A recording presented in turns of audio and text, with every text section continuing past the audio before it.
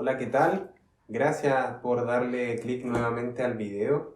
En esta oportunidad viene a hacer la introducción a los escritos técnicos y principalmente a la noción de resistencia que hay allí entre esas páginas. Por lo tanto, de entrada, Lacan les pide a sus asistentes como una cierta implicancia, hay una demanda por un deseo verdadero, por implicarse en la investigación, por implicarse en el deseo por conocer el oficio que finalmente realizarán durante todas sus vidas. Entonces, esto se verá al final de esta clase, en donde le van a pedir a ciertas personas que quienes asisten investiguen sobre la noción de resistencia, y ahí verá Lacan cómo se despliega finalmente esta forma del seminario. Lacan parte por una división tradicional de los textos de Freud, los que vendría a dividirse básicamente en tres etapas. Una que va desde los textos inaugurales, los textos que marcan la técnica finalmente, como lo es la Traumdeutung, la famosa Traumdeutung, o la interpretación de los sueños, los estudios sobre la histeria, etc. Esos vendrían a ser los textos inaugurales, que más o menos estarían ubicados entre 1899, por allí, y 1904. Y la siguiente parte vendría a ser lisa y llanamente los textos técnicos de Freud, que se ubican entre 1904 y 1919. Y posteriormente la etapa estructural, como le denomina Lacan, la que vendría a ser los textos metapsicológicos de Freud. Estos textos en donde surge la noción de las tres instancias, en esta abstracción más radical como del psiquismo humano. Entonces se toma de esta división, pero Lacan advierte que, si bien es cierto, hay una división técnica de los textos, la técnica siempre fue abordada por Freud. O sea, para Freud era algo fundamental esta utilización de la teorización y la técnica. Por más que uno teorice y se aleje un poco de lo concreto, de la experiencia en sí, hay una cierta repercusión, una cierta consecuencia en torno a lo que hacemos en el análisis. Cuando nos encontramos con una persona que sufre y estamos escuchando la palabra. Entonces Lacan se pregunta como, ¿qué dice básicamente en los escritos técnicos, o qué plantea, qué propone en los escritos técnicos Freud? Y es que finalmente es como si a nosotros nos estuviera diciendo Freud mismo, bueno, yo así trabajo, esta es la herramienta con la que trabajo, tiene esta forma en particular, pero otros u otras la preferirán de esta forma, tal vez un poco más pequeña. Entonces es como que invita, así como su obra misma, a la apertura, o sea, una apertura que posibilita de alguna forma la singularización de quien adopta esta técnica, finalmente. Entonces no es azar a qué le pone énfasis la persona que adopta la técnica. O sea, tiene repercusiones finalmente en lo que decimos, en lo que hacemos y en lo que escribimos finalmente sobre técnica. Entonces, a propósito de esta singularización, por así llamarlo, de la técnica, es que se pregunta Lacan como, ¿qué hacemos finalmente cuando hacemos análisis? ¿Qué hacemos básicamente en la experiencia misma del análisis? Y llega a la conclusión de que hay una confusión radical cuando se tratan estas temáticas. Por lo tanto, decide iniciar este recorrido considerando lo que se ha escrito, lo que se lleva escrito para 1954, que es la fecha en que da esta clase, sobre lo que hacen, lo que se encuentran haciendo, escribiendo o diciendo los y las analistas de ese entonces. Y plantea finalmente que el estado de arte sobre la técnica estarían siendo ubicados básicamente, estarían parapetándose básicamente en la relación entre analista y analizado. O sea, para esa época aún se hablaba de analizado, o sea, alguien que analiza a un otro.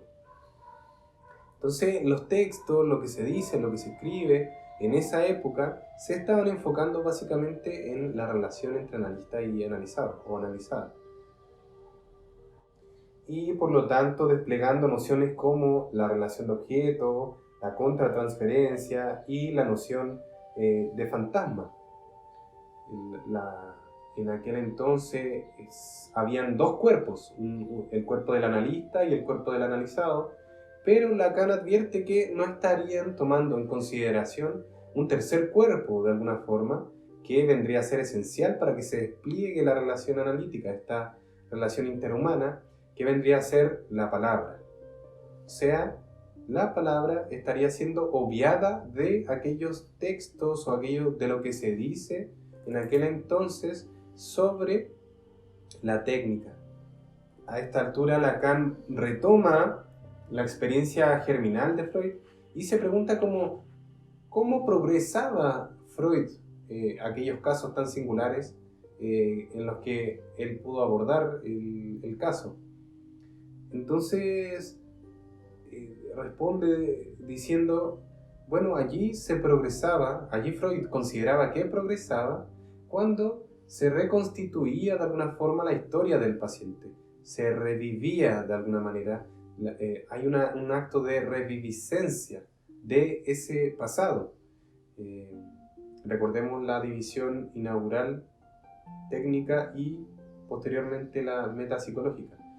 Y luego Lacan se sitúa en esta tercera etapa en donde se plantea la misma pregunta: ¿cómo progresa Freud? O sea, ¿cómo fue avanzando esta noción de reviviscencia?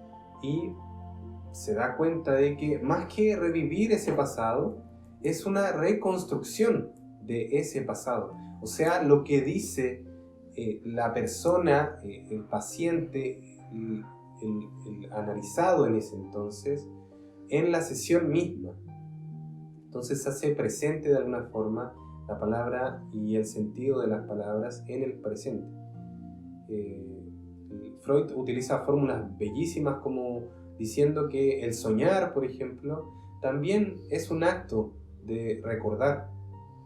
Entonces el énfasis a lo largo de su último periodo de vida y su obra va a ser acentuada en la forma de lo que se reconstruye de ese pasado.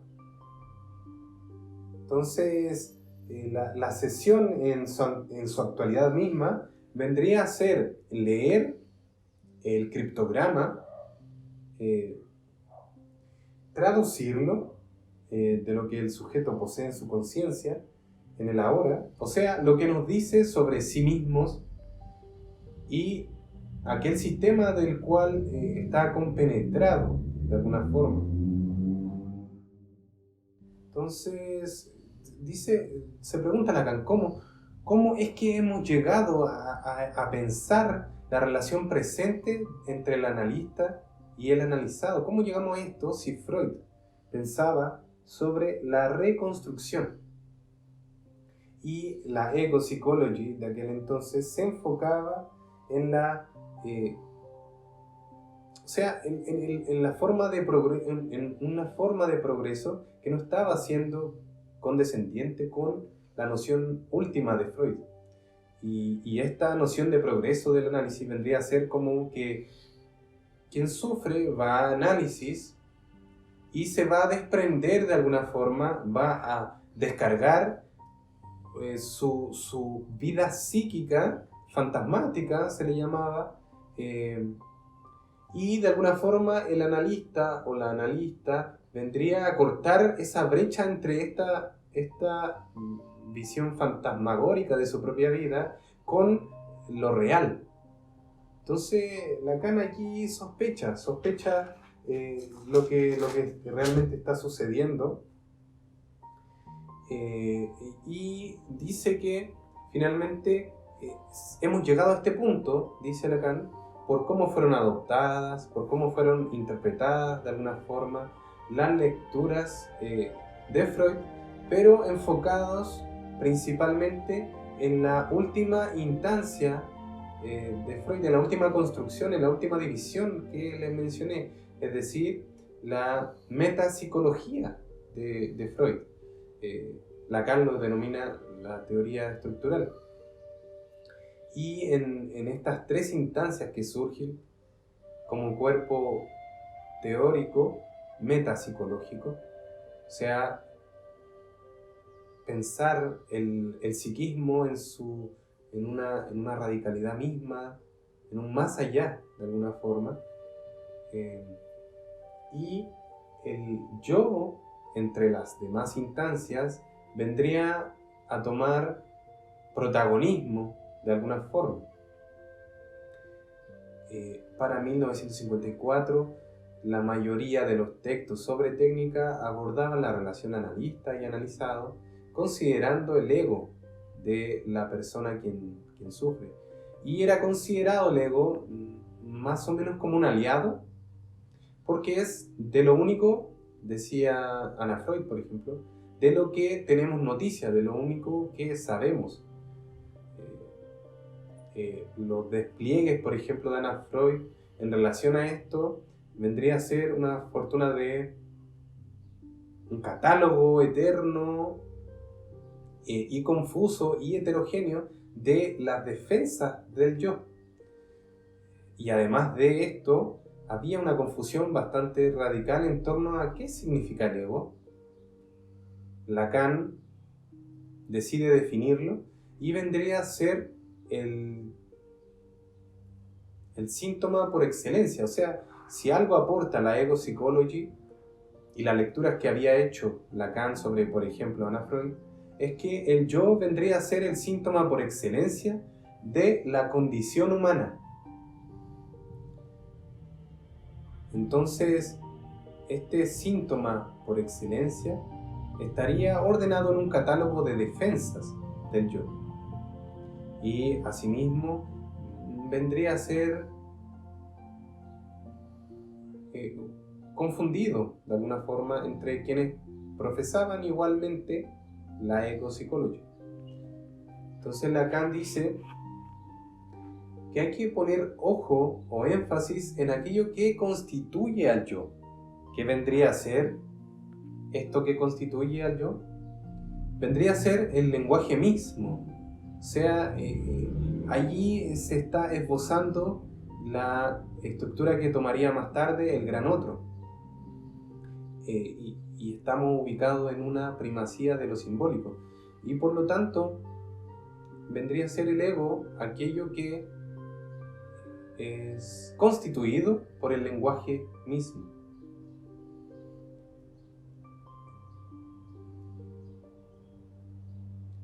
Finalmente, cierra Lacan teniendo cierta advertencia sobre aquella praxis, aquella técnica sobre la ego-psicología que vendría a ser de la descarga por parte del paciente de su visión fantasmática de lo real y acortarlo con lo real. Esta es peligrosa porque vendría a ser el ego del analista el que le vendría a dar la medida de lo real. Y es allí donde finaliza Lacan tomando como advertencia aquella actividad que estaban teniendo. Posteriormente le pide a Manoni, si mal no recuerdo, que investigue sobre las nociones de resistencia, que es lo que abordará en esta primera parte sobre los escritos técnicos de Freud. Hasta aquí la clase del 13 de enero de 1954. Espero haber sido un poco esclarecedor al respecto y nos veremos en otra oportunidad.